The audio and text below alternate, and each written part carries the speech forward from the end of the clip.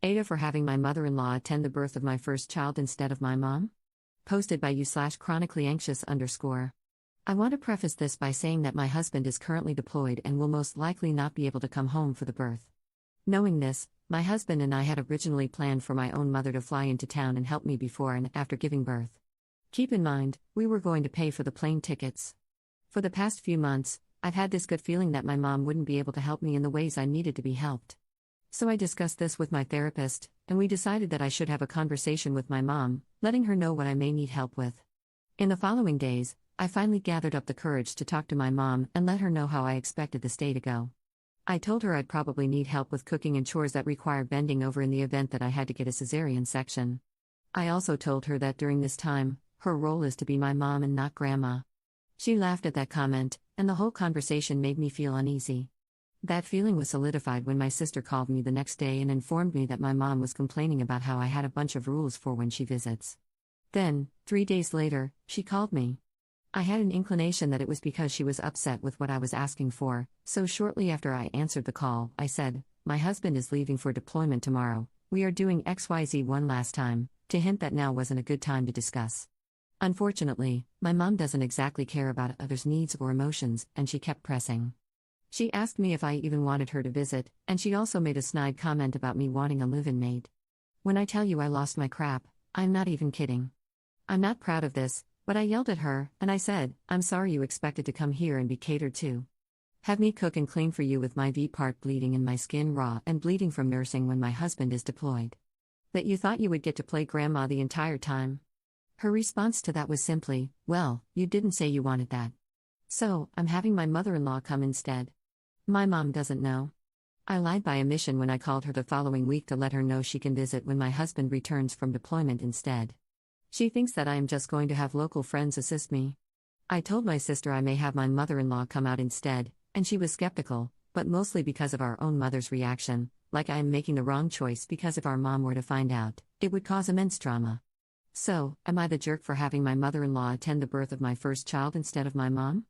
Edit to add, the only people who know that my mother-in-law is coming to help are my mother-in-law, my husband, and me.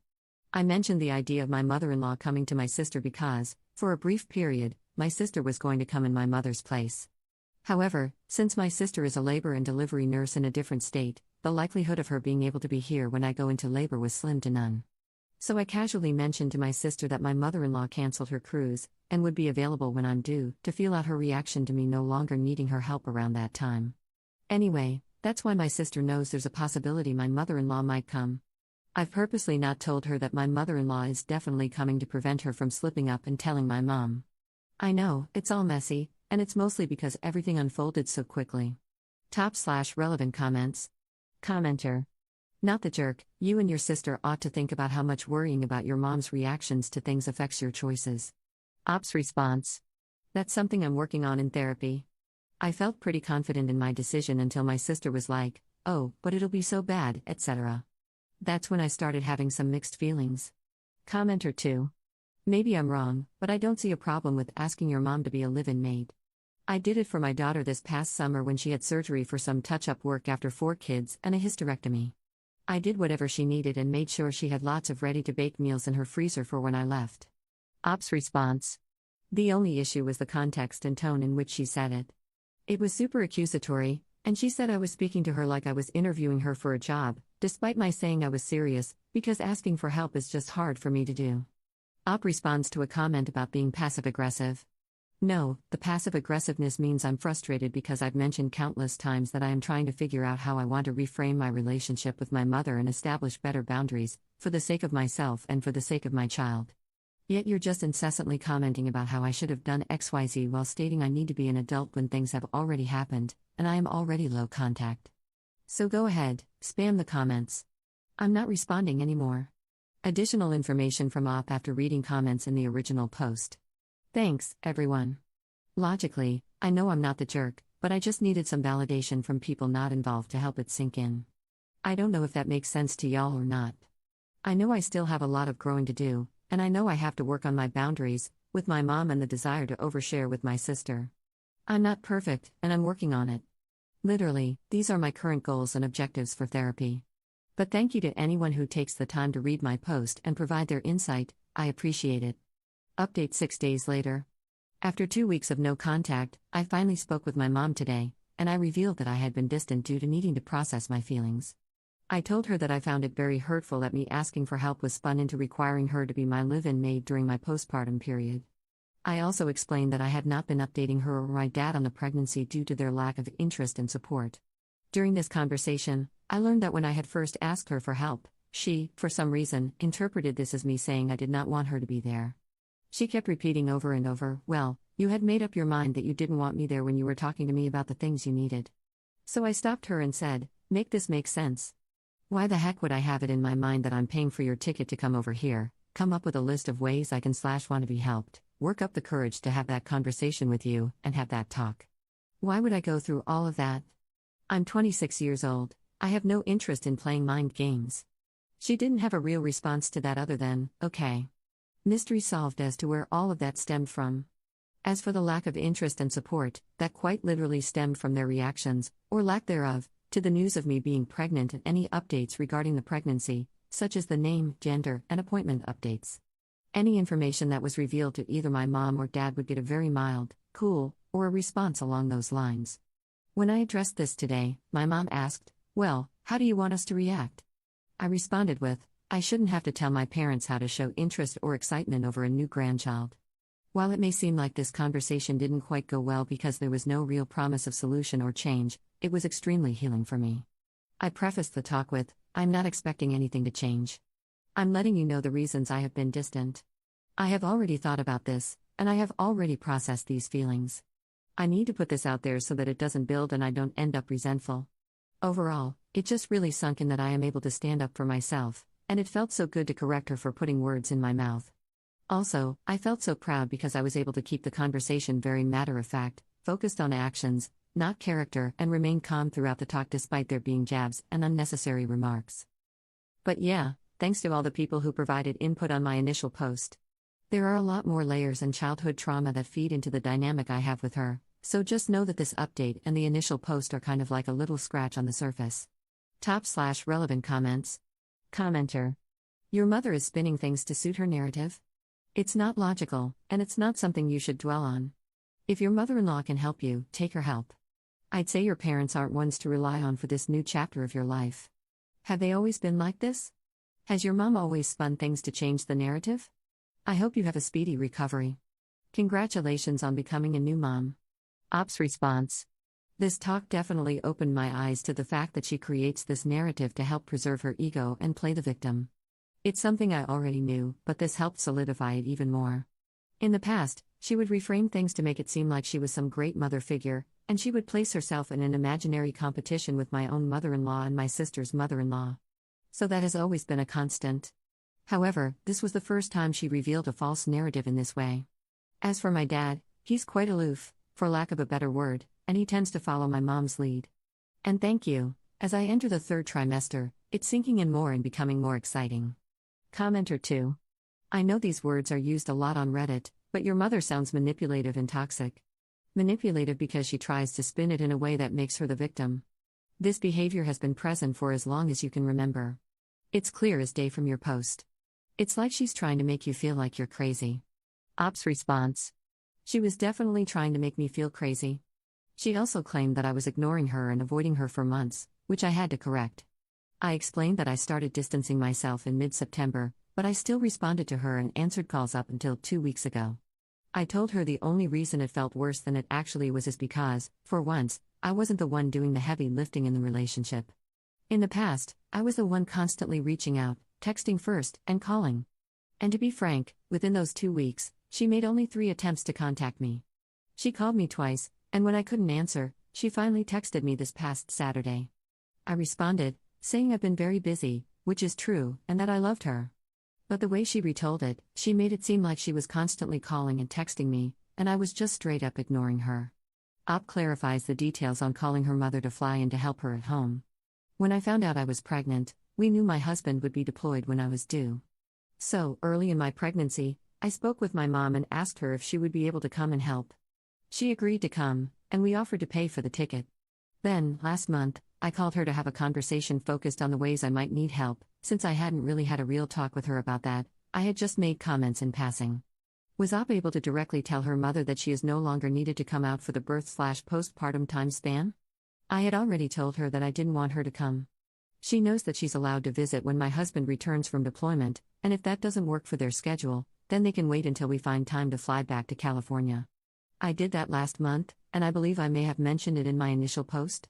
I could be wrong because pregnancy brain. But after I had that talk with her in mid-September, I just felt like I needed time to think and digest everything because it kind of made it settle in my mind that she isn't capable of being the mom I want/need her to be. So after all the bigger emotions like anger and sadness settled, that's when I called her again, yesterday, because I felt that she at least deserved to know why I had been distant and why I wasn't willing to act as if everything was okay like she does anytime there's conflict. Up on the lack of support from her parents. I think I assumed they would be excited and show interest because they do that for my sister's 3 children. But as my husband and I continue to get unenthusiastic responses, the less we are affected by it. Overall, it does sting to know that I get more support from my mother-in-law, someone I've known for 7 years, versus my own parents. But it does get a bit easier every day because I have come to realize that what really matters at the end of the day is that my husband and I are truly ecstatic for this baby. My parents' lack of interest and support will never take that away from us.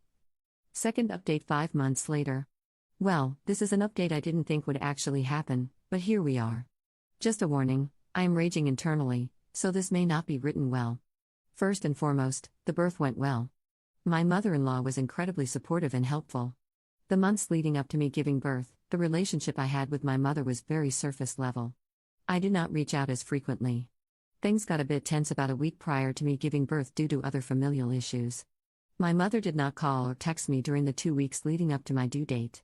Honestly, the icing on the cake was my father asking me if I was having a boy or a girl. My husband and I told both of them last summer. The distance led me to tell them I had my son the next afternoon. That decision brought me a lot of peace. Fast forward to 2 weeks ago. I called my mother to chat, not about anything serious, just a quick check-in. The phone call threw me off because she apologized to me. She said, "I miss you. Our relationship is different, and I don't know how to fix it because I feel like I don't have the opportunity to. I should have handled that talk a lot differently. I want to come and help you." I don't know if it was my postpartum hormones, but against my better judgment, I offered to have her come for 6 days. Honestly, my first red flag should have been her not fighting back and saying she could pay her own way. But oh well. I figured this visit would benefit me in the sense that I could try to be less resentful, and I could at least say that I tried. She arrived Saturday night, and the first full day was Sunday. I spent a lot of that day feeling agitated because the second I would lay my son down in his bassinet to go do something, she would pick him up. It became quite clear to me that my decision to have my mother-in-law come and help me was the correct one. That evening, I told her that she cannot pick my son up every single time he cries because when she leaves, I physically am not able to do that for him. I told her that I'm essentially a single parent until the foreseeable future. She sheepishly apologized and said she wasn't thinking about it. But this day has just been a crap show. I didn't trust her watching him alone for long periods because I caught her starting to fall asleep on the couch while holding my baby, literally 30 minutes after she told me I could go nap. Thank God I was in the kitchen prepping dinner and caught it. She did not offer to make meals. She made a comment about eating dinner at 8 p.m. because she isn't used to it like me. I had to tell her that eating dinner at 8 p.m. is not a choice. I told her she didn't offer to step in and start dinner while I was doing laundry, FaceTiming my husband in between his watches, or nursing my son. What was she doing? Basking in the Florida sun on my patio with the dogs while scrolling on her damn phone. The real reason I'm rage typing all of this isn't even because of her lack of help. It is her lack of emotional support. Today, I was told that my husband's deployment is extended. I was sobbing. What did my mother do? She said, "I'm sorry. I haven't gotten a single hug from her. I got this news 4 hours ago. What I did get was her telling me to go take a shower, which was really code for go shower so I can cuddle the baby because you won't be able to. I feel so angry, disappointed, and ashamed that I spent money on her coming out here. I guess it's not a total loss because this day has helped me not put on rose-colored glasses like I normally do when it comes to her." Edit to add, I drop her off in a few hours as planned, thank goodness. For those saying to never pay her way again, absolutely 1000% never happening. I did it because she is always making comments about being single income and having to pinch money. I felt bad, despite my husband and me also being a single income family. However, I feel tricked because, While she was here, it was revealed that my parents are going to Vegas next weekend. This whole stay has left me feeling like a big idiot who was tricked. I'm so glad she is gone first thing in the morning. Top/relevant comments. Commenter. Your mother didn't even plan to pay her own way. I'd never dream of expecting my daughter to pay travel expenses for me. Obviously, her idea of helping hasn't changed one bit, and she only apologized so she could come monopolize the baby. Has she always been this self-serving? Op's response. She has, but it's only something my sister and I discovered within the past few years. What made us view her differently was when our paternal grandma was in hospice, and my sister told her that maybe she should visit at a different time because our dad might need her during this period. My mom lost her crap and yelled at my sister, saying that she was taking her grandbabies away from her. That was really what made us look at her completely differently. Op responds to a comment about her being resentful toward her mother because Op wasn't getting the support she was hoping for. Yes, I'm resentful towards her. I'm trying to work through that, it's hard. She's not a bit selfish, she is selfish. It's not just this, it's a mountain of things from childhood as well as this period of my life. I wasn't passive-aggressive regarding that dinner. I spoke with her about her not helping or offering to help at the end of the night after she made 3 passive-aggressive comments about eating so late when she never vocalized that she was hungry sooner. Time tends to go by very quickly when you're juggling a household and a newborn alone, and unfortunately, that means eating later than I'd like to. However, she is a perfectly able-bodied person, and she could have told me she was hungry, and I would have either sent her the recipe I was using or managed my time a bit better. She rarely calls or texts me. I do most of the reaching out for our relationship. If she does reach out first, it's maybe once every few weeks. She did not go out of her way to call me to apologize. Also, she is a hugger. She hugs people all the time. I just couldn't fathom my child sobbing on the couch while I laugh at a movie that is playing in the background after they got awful news, pretending that everything is okay. This trip has made me accept that she will never be able to fulfill the emotional wants and needs I wish she could give me.